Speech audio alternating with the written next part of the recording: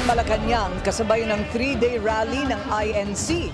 Ang detalye sa Agenda Weekend Report ni Elijah Bonzo live mula sa Ayala Bridge. Elijah, kumusta na ang sitwasyon dyan at gaano karami ang puwersa ng PNP?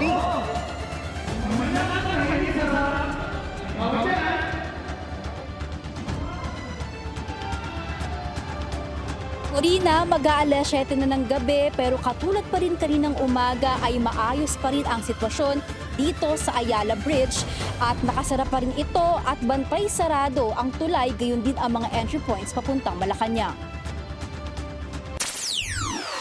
Biyernes pa lang, bantay sarado na ang paligid ng Malacanang. Mas pinaigting pa ang seguridad ngayong unang araw ng 3-day INC rally at inaasahang tuloy-tuloy ito hanggang Martes. Sa Ayala Bridge, kapansin-pansin ang makapal na hanay ng mga pulis. Ayon sa ilan sa nakausap natin, may ilan sa kanila, kagaya ng NCRPO, alas 9 pa lang ng gabi kahapon ay nakaistasyon na sa naturang tulay. Ang iba naman, kagaya ng ilan, sa Region 3 Police Office, kanina pa raw alas 10 ng madaling araw na deploy. Bukod sa PNP, makikita rin ang ilang tauhan at sasakyan ng Bureau of Jail Management and Penology, Bureau of Fire Protection at may ilang ambulansya rin na nakaantabay. Sa kahabaan ng Ayala Bridge, nakalatag ang gamit ng PNP, gaya ng kalasag, vests, helmet at ilang armas. May portable restrooms na rin para sa kanila. Wala pang pinal na direktiba, pero inaasahan na ng ilan sa kanila na baka wala na raw silang uwian hanggang November 18, ang huling araw ng rally.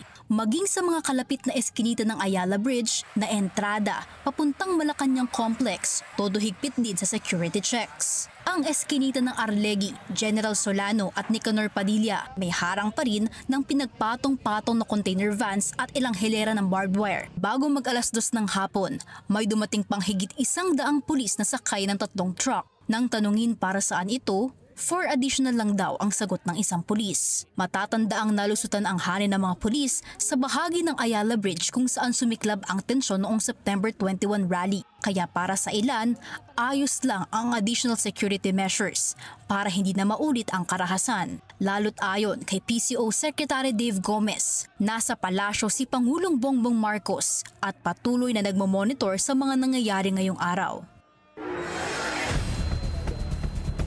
Corina, bukod sa mga pulis ay pinayagan din dumaan sa Ayala Bridge ang ilang dadalo sa INC rally at ilan sa kanila ay nagmula pa raw sa Novaliches, Caloocan, Quiapo at may ilan na taga-Pasig.